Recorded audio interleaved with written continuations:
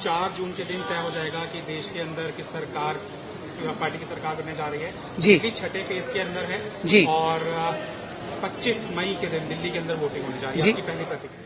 जी, लोकतंत्र का महापर्व है। 7 चरण में देश के लोकतंत्र का महापर्व का एक पूरा समारोह मनने जा रहा है। मेरा निवेदन है देश के प्रत्येक मतदाता से कि 7 के 7 चरण में जो भी आपके क्षेत्र का हो, खासकर कि दिल्ली के मतदाता से विनम्र निवेदन है कि छठे चरण में हमारा आ रहा है इलेक्शन, उस दिन मतदान केंद्र तक जरूर जाएं, अपना मत जरूर डालें और कमल के फूल का बटन दबा के भारतीय जनता पार्टी को जिताएं। अब की बार 400 पार। चुनौती इंडिया अलायंस है? जी बिल्कुल भी नहीं। वो इसलिए क्योंकि उनका गठबंधन स्वार्थ पे आधारित है और जब भी किसी गठबंधन की धुरी स्वार्थ होती है तो वो जर्जर कर भुरभुरा जाता है। आपको लगता है बड़ा मुद्दा होगा? जी बिल्कुल भी नहीं। देखिए, मैं जानती हूं कि अपने राजनीतिक स्वार्थ के कारण माननीय मुख्यमंत्री अरविंद केजरीवाल जी जनता को गुमराह कर रहे हैं, लेकिन आप भी जानते हैं कि सीए पहले तो किसी की भी नागरिकता लेता नहीं है, नागरिकता देता है।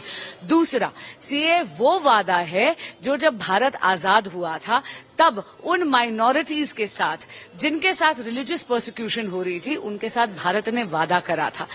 ये वही वादा है जो भारतीय जनता पार्टी पूरी कर रही है। और हाँ, सीए तो 2019 में ही आ गया था, अब तो केवल रूल्स आए हैं और एक डेट है कट ऑफ की 31 दिसंबर 2014। उससे पहले जो शरणार्थी यहाँ आए हैं सीए केवल उनको नागरिकता देता है।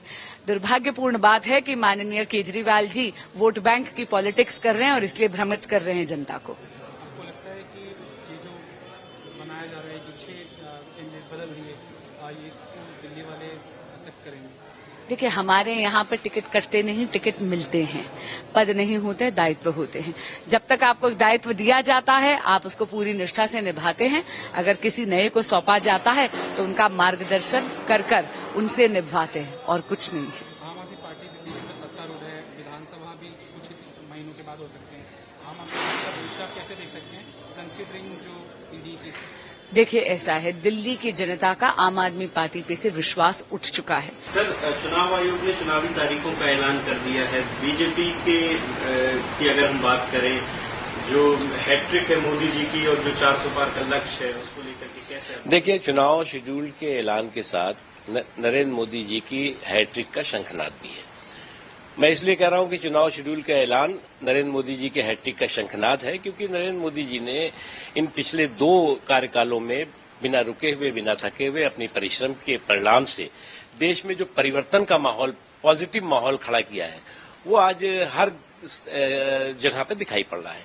और जो सो कॉल्ड ये गठबंधन है, उस गठबंधन को भी अच्छी तरह मालूम है कि नरेंद्र मोदी जी के काम की गिनती ने, करिश्मे के गणित ने इनका सारा के सारा जो है गुड़ा भाग बिगाड़ दिया है।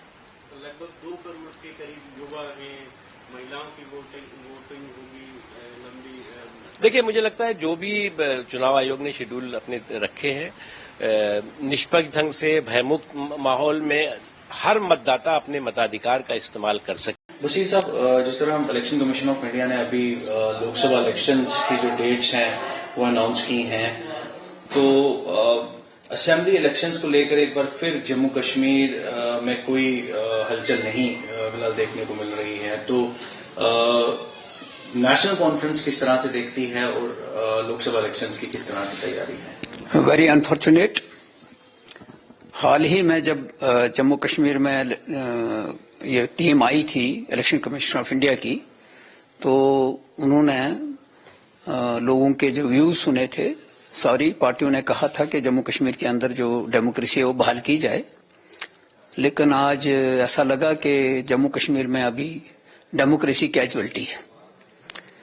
मैं भी सुन रहा था कि जितने फेजेस में हो रहे हैं चुनाव, तो जहां जहां भी असेंबलीज और बाई इलेक्शंस के चुनाव ड्यू हैं वहां करवाए जा रहे हैं, लेकिन जम्मू कश्मीर में पिछले 10 साल से कोई इलेक्शन नहीं हुए हैं, यहां इलेक्शन नहीं करवाए जा रहे हैं। तो लगता है कि जम्मू कश्मीर जो है वो फेस करेगा अभी बहुत अरसा तक ब्यूरोक्रेटिक रूल।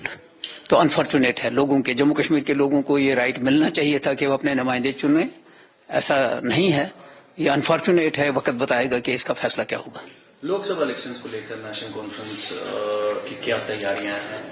लोकसभा हम दोनों इलेक्शन के लिए तैयार हैं, लोकसभा हूं या ये हूं, कोई ऐसा परेशानी नहीं है। लेकिन चूंकि ये करवाना नहीं चाहते हैं तो अब ये देखना है कि लोगों का रुझान क्या होगा जब ये लोकसभा पोल में जाएंगे। हम तैयार हैं। असेंबली इलेक्शंस को लेकर उम्मीदें थी क्योंकि अटकलें लगाए जा रहे थे कि साइमल्टेनियसली इसको जो है वो इम्प्रेशन यही दिया गया था, चूंकि जो कमीशन आया था यहाँ उस वक्त जो बातचीत हुई थी उससे इम्प्रेशन तो यही था। फिर आए किस लिए थे? वो तो पता ही था कि लोकसभा का होना है। हम लोग तो चुनाव अनाउंस होने का इंतजार कर रहे थे। इस समय अद्भुत वातावरण पूरे देश में है। मोदी जी के नेतृत्व में अटल और अचल विश्वास, उन्होंने जो कहा वो करके दिखाया। और सच तो यह है कि भारत अब विश्व गुरु बनने की ओर है। इसलिए राष्ट्रीय चुनाव में भारतीय जनता पार्टी 400 सीटें पार करेगी। 370 बीजेपी, एनडीए 400 पार। और अब तक के इतिहास की न्यूनतम सीटें कांग्रेस को प्राप्त होगी। कांग्रेस अपने फैसलों की वजह से, अपने कर्मों की वजह से आज हाशिए पर खड़ी है और परिणाम अपने आप में स्पष्ट है। ना नेता, ना नियत, ना नेतृत्व। एक तरफ नरेंद्र मोदी, दुनिया के सर्वाधिक लोकप्रिय नेता, और दूसरी तरफ कांग्रेस और इंडी गठबंधन जो बनने के पहले ही तार तार हो रहा है, टूट रहा है। इसलिए परिणाम स्पष्ट है। भारतीय जनता पार्टी मोदी जी के नेतृत्व में अद्भुत सफलता प्राप्त करेगी और सबसे ज्यादा बहुमत से मोदी जी, भारतीय जनता पार्टी एनडीए जीत के मोदी जी तीसरी बार प्रधानमंत्री बनेंगे। देखिए, ये तैयारी तो हम लोगों की पूरी है और सबसे बड़ा जो बल है वो ये है कि 17 महीने सरकार में रहने का जो मौका मिला तेजस्वी यादव जी को, तो विश्व कीर्तिमान स्थापित हुआ, नौकरी की भरमार हुई, कई ऐतिहासिक कार्य हुए, आरक्षण का दायरा बढ़ाया गया। ये जनता ने देखा और तेजस्वी यादव जी ने महागठबंधन, इंडिया गठबंधन में बिहार में विश्वास जनता का जीता। ये जन विश्वास रैली में भी दिखा और जन विश्वास यात्रा में भी। इसलिए अब तो साथियों, जगो जगो की बज गई रणभेरियां, कमर कसो की बढ़ चलो स्वीकार के चुनौतियां। ये जो बीजेपी का नारा है 400 पार, बीजेपी को 100 से पार नहीं होने दिया जाएगा। इसी संकल्प के साथ इंडिया गठबंधन चुनावी मैदान में उतरेगी। इस सीट बंटवारा हमारा लगभग तय है और हम एनडीए से पहले घोषणा करेंगे बिहार में। जितने भी एमपी, एमएलए सब तैयारी में लगे हुए हैं और बहुत खुशी की बात है कि इसमें उपचुनाव भी होने वाला है। हमारे यहाँ से गांडीय विधानसभा खाली हुआ था, उसको लेकर तमाम तरह की अटकलें लगाई जा रही थी। खासतौर पर भाजपा के बड़े नेता भी कह रहे थे कि वहाँ चुनाव संभव नहीं है। लेकिन आज इलेक्शन कमिश्नर ने ये घोषणा कर दी है कि यहाँ सारे जो उपचुनाव होंगे उसमें हमारा झारखंड भी है शामिल। जी, झारखंड में 4 फेजेज में ये चुनाव होने हैं। महागठबंधन के तहत लड़ा जाएगा, 14 सीटें हैं। आपको क्या लगता है कि जो ट्राइबल सीट्स हैं हमारे यहाँ, 5 रिजर्व सीट्स हैं जो ट्राइबल्स के लिए, उन पे क्या होने वाला है? उनपे क्या होने वाला है, यहाँ के सबसे जो लोकप्रिय युवा मुख्यमंत्री थे माननीय हेमंत सोरेन जी, जिस तरह से उनके साथ षड्यंत्र हुआ उससे ट्राइबल जो पॉपुलेशन है वो बहुत ज्यादा नाराज है, बहुत आक्रोश है। उन्हें तो शांत रखा गया है, उन्हीं की तरफ से कहा गया था माननीय हेमंत जी की तरफ से कि आप लोग विचलित ना हो, तो उस धैर्य का परिचय उन्होंने दिया। लेकिन चुनाव में वो बताएंगे कि क्या करना है क्या नहीं है, इसलिए हम लोग आश्वस्त है क्योंकि उनके लिए जितना काम माननीय हेमंत सोरेन जी ने किया है और उनके अधूरे कामों को अभी जिस तरह से हमारे माननीय मुख्यमंत्री चंपई सोरेन जी पूरा कर रहे हैं, आज तक कभी झारखंड के आदिवासियों और यहाँ के तमाम लोगों के लिए नहीं हुआ था। आपने देखा होगा ढेर सारी योजनाएं किस तेजी से वो लॉन्च हो रही है। कोविड, आधा समय तो कोविड में गुजर गया है सरकार का, इसके बावजूद ना तो कोविड के समय में किसी की मौत हुई भूख से, और ना ही बाद के दिनों में कोई परेशानी हुई, और लगातार काम होता रहा। अब रिजल्ट देखने में आ रहा है और हर दिन इतनी घोषणाएं हो रही हैं कि आने वाले समय में हमारे राज्य को इस देश का सर्वश्रेष्ठ राज्य बनाने का जो सपना, जो संकल्प माननीय हेमंत सोरेन जी ने लिया था, वो अब बहुत जल्द पूरा होने वाला है और इसे यहाँ की जनता देख रही है। और जनता इस चुनाव में, पहले तो लोकसभा चुनाव में और उसके बाद विधानसभा चुनाव में फिर से सरकार को चुनकर लाएगी। मैम, 47.1 करोड़ महिला मतदाता, तो क्या लगता है सत्ता की चाबी महिलाओं के पास है इस बार? बिल्कुल है, सत्ता की चाबी महिलाओं के पास। और हमारे झारखंड में भी पिछले इलेक्शन में महिला वोटर्स की संख्या ज्यादा थी और यहाँ महिलाएं जिस तरह से पॉलिटिकल कार्यों में रुचि भी लेती हैं, हर धरना प्रदर्शन रैली में आप देखेंगे कि महिलाएं आगे बढ़ती हैं। और हमारे यहाँ चूंकि 50% आरक्षण भी माननीय हेमंत सोरेन जी ने किया था पंचायत चुनाव में, जिसकी वजह से मुखिया, जिला परिषद और इस तरह के तमाम चुनाव में महिलाएं उभर कर आई हैं। पहले शुरू में जो एक मुखिया पति वगैरह की बात हुई थी, अब नहीं है। अब तमाम महिलाएं बहुत कॉन्फिडेंस के साथ अपनी जिम्मेदारी संभाल रही हैं और मुझे पूरी उम्मीद है कि धीरे धीरे एमएलए और एमपी इलेक्शंस में भी महिलाएं बहुत तेजी से ऊपर आएंगी। और महिलाओं के बारे में एक और बात कहना चाहूंगी कि अभी भी पार्लियामेंट में सिर्फ 14% ही महिलाएं हैं, तो जो कि बगल के जो कंट्रीज हैं, पाकिस्तान, बांग्लादेश, इससे भी कम है। तो हमें चाहिए कि महिला वोटर्स और महिला पॉलिटिकल फिगर्स और आए और वो चुनाव लड़े ताकि इस देश की इज्जत रहे।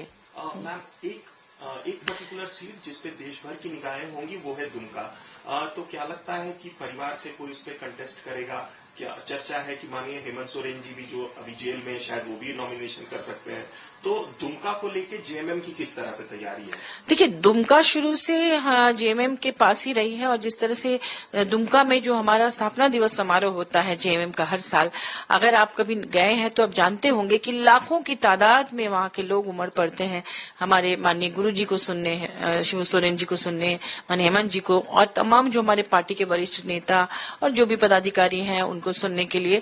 और सबकी जो एक सबका भरोसा जिस तरह से इस पार्टी की तरफ है, तो मुझे लगता है दुमका से इस पार्टी से जो भी खड़े होंगे निश्चित रूप से वहां की जनता उन्हें जिताएगी।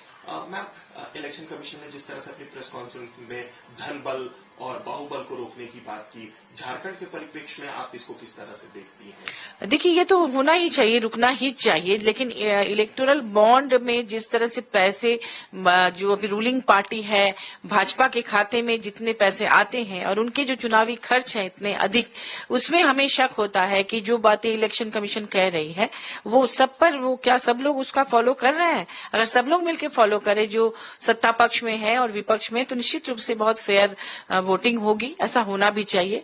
देश में पैसे का खेल नहीं होना चाहिए, धन और बल इसका खेल नहीं होना चाहिए, जेन्युइन तरीके से होना चाहिए। आज अच्छा लगा सुनकर जिस तरह से कहा गया कि आप लोग आपसी भाईचारा रखें, व्यक्तिगत हमले ना करें और बहुत शांतिपूर्ण तरीके से चुनाव प्रचार करें। लेकिन कई बार जो रूलिंग पार्टी होती है वो इतना अधिक खर्च करती है जिसकी वजह से जो दूसरी पार्टियां हैं वो कहीं ना कहीं बैकफुट पे आ जाती हैं खर्च के मामले में।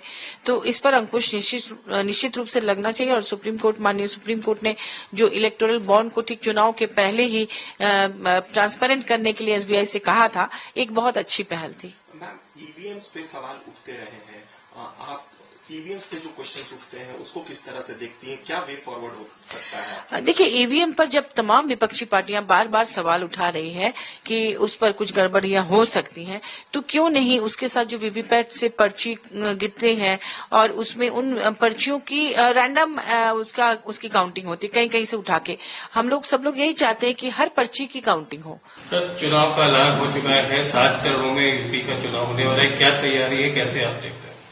देखिए, बहुजन समाज पार्टी की राष्ट्रीय अध्यक्ष मान्या बहन जी के निर्देश पर लगातार कई महीनों से बहुजन समाज पार्टी की लोकसभा चुनाव के लिए पूरे प्रदेश में बहुत मजबूत तैयारी हो रही है। जो हमारे यहाँ कैडर बेस्ड पार्टी है, तो वो कैडर काम लगातार चल रहा है और बहुत मजबूत तैयारी पूरे देश में है। खासतौर पर उत्तर प्रदेश का मैं अध्यक्ष हूँ। उत्तर प्रदेश में तो लगातार हमारे भी कार्यक्रम लगे हैं और हर विधानसभा में, जैसे एक 403 विधानसभाएं उत्तर प्रदेश में है, 80 लोकसभा है, प्रति विधानसभा में प्रतिदिन 2 सेक्टरों का कैडर कैंप लगातार चल रहा है। मैं भी प्रतिदिन किसी न किसी जिले के किसी न किसी विधानसभा के सेक्टर में जाता हूं और मजबूत तैयारी मेरी है। सर, अकेले लड़ने जा रहे हैं इतना बड़ा चुनाव, कोई क्या चैलेंजेस आप देखते हैं? देखिए, कोई चैलेंज नहीं है, क्योंकि बहुजन समाज पार्टी इसके पहले भी 2007 का जो चुनाव हुआ था तो बिना किसी दल के गठबंधन के अकेले दम पर जनता के गठबंधन के बल पर इस देश के बड़े प्रदेश उत्तर प्रदेश में बहुजन समाज पार्टी की पूर्ण बहुमत की सरकार बन चुकी है। माननीय बहन जी मुख्यमंत्री बनी थी और फिर उसी तर्ज पर जो ये इंडिया और एनडीए का गठबंधन है, इन गठबंधन से कोई मतलब नहीं है। जनता का गठबंधन दलों के गठबंधन से बड़ा होता है और माननीय बहन जी शुरू से ही इस तरह की चर्चाएं गर्म थी कि हाँ बहन जी इंडिया गठबंधन में जाएंगी, लेकिन बहन जी हमारी नेता हैं, बाकी हम सब कार्यकर्ता हैं। बहन जी ने शुरू से बोल दिया कि हम अकेले जनता के गठबंधन के बल पर चुनाव लड़ेंगे।